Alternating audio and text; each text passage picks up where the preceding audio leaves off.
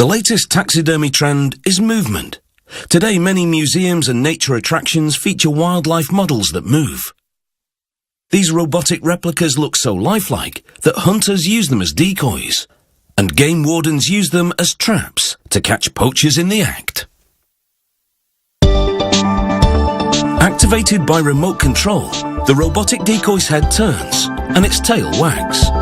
More elaborate models have additional moving body parts. The decoy can be set up directly on the ground or installed on a track system, which moves it along as though it's walking. At the factory, they begin by waxing a two-part fiberglass body mold. This one is for a deer. Waxing the mold cavity eases the extraction. Steel reinforcement bars are put in the legs.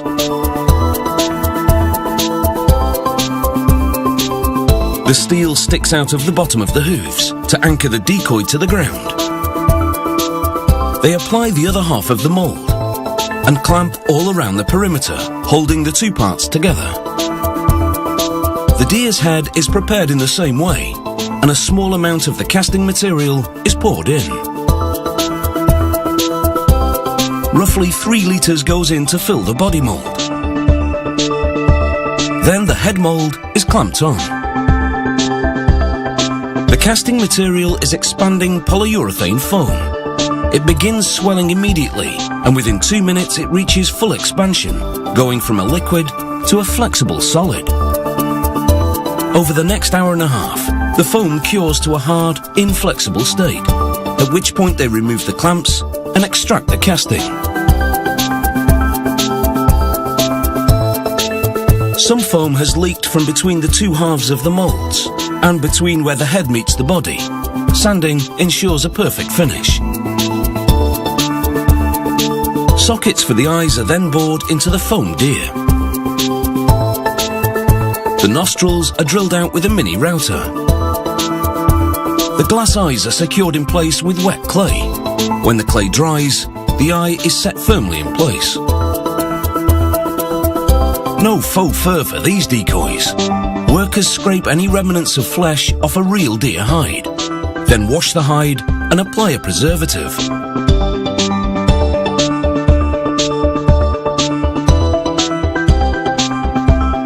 The hide is pulled over the foam deer.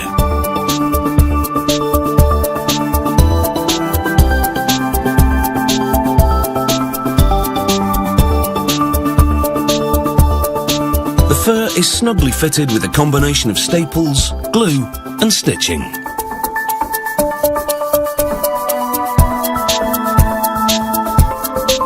Once the deer is fully dressed, it's put aside for 4 to 6 weeks. This gives the preservative time to penetrate to dry and harden the hide. This is essential to protect against insects and prevent the hide from decomposing.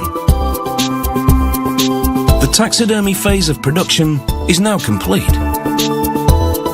Now the head is removed so the robotics can be installed. These are the parts which will make the head move. The first step is to drill out a cavity inside the neck. This creates a pocket in which to install the plastic housing which contains the robotic components.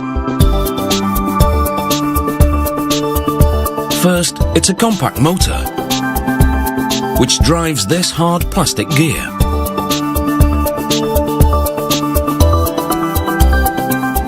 Next in is the receiver for the remote control. Then a AA battery pack that powers both the motor and the receiver. All this goes into the neck pocket.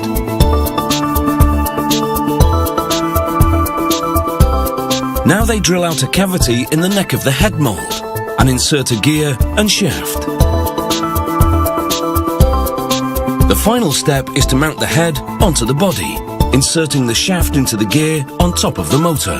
So now when the motor runs, it rotates the gear, which turns the shaft, moving the decoy's head. Each moving body part has the identical mechanics.